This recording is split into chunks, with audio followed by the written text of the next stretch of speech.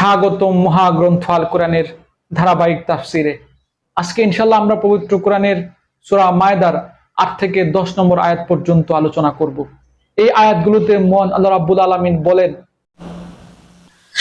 يا أيها الذين آمنوا كونوا قوامين لله شهداء بالقسط ولا يجرمنكم شنآن قوم على ألا تعدلوا اعدلوا هو أقرب للتقوى واتقوا الله ইন্নাল্লাহা খাবীরুম বিমা তা'মালুন।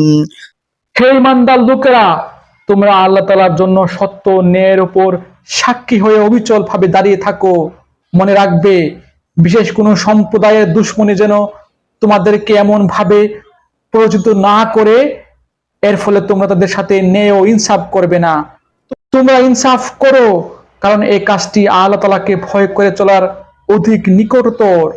তোমরা আল্লাহ তাআলাকে ভয় করো, অবশ্যই আল্লাহ তাআলা তোমাদের কর্মকাণ্ড সম্পর্কে পূর্ণাঙ্গ ওয়াকিফহাল রয়েছেন।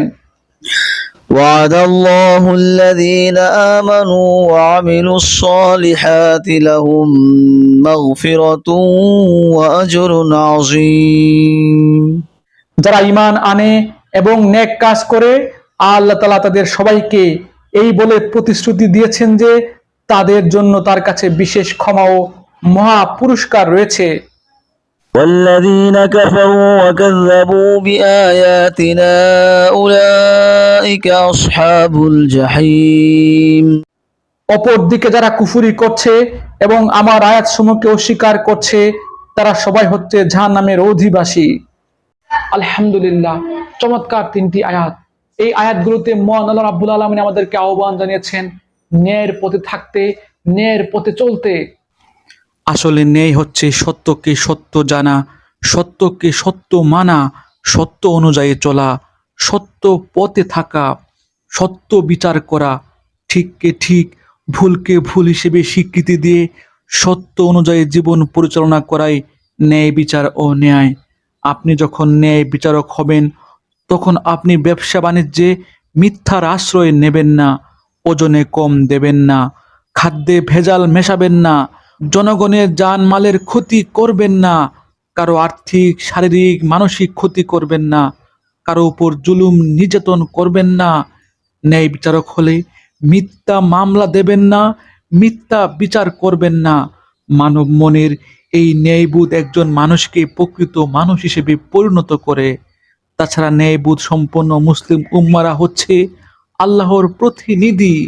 তারা পৃথিবীতে যখন রাজত্ব করবে তখন তাদের অভিভাবক সুলভ ভূমিকা ন্যায়সঙ্গতভাবে পালন করবে। এক্ষেত্রে তারা এমন সুবিচার প্রতিষ্ঠা করবে যেখানে কোনো বিদ্বেষ, ভালোবাসা ও আত্মীয়তা, স্বার্থপরতা ও সুবিধাবাদকে তারা প্রশ্রয় না দিয়ে নিরেট ন্যায় ও সত্যকে আপোষহীনভাবে প্রতিষ্ঠিত করবে। আল্লাহর প্রত্যক্ষ উপস্থিতি ও আল্লাহর প্রতি অগাধ ভরসা ও ভয়ের কারণে এই ন্যায় বিচারকগণ সত্যকে প্রভাবিত করে, ব্যাহত করে, এ সমস্ত মনের আবেগকে তারা সবসময় নিয়ন্ত্রণ করে। এই ন্যায় বিচারকগণ আল্লাহর প্রতি অগাধ ভরসা ও ভয়ের কারণে সবসময় সততা ও ইনসাফ কায়েম করতে বদ্ধপরিকর থাকে।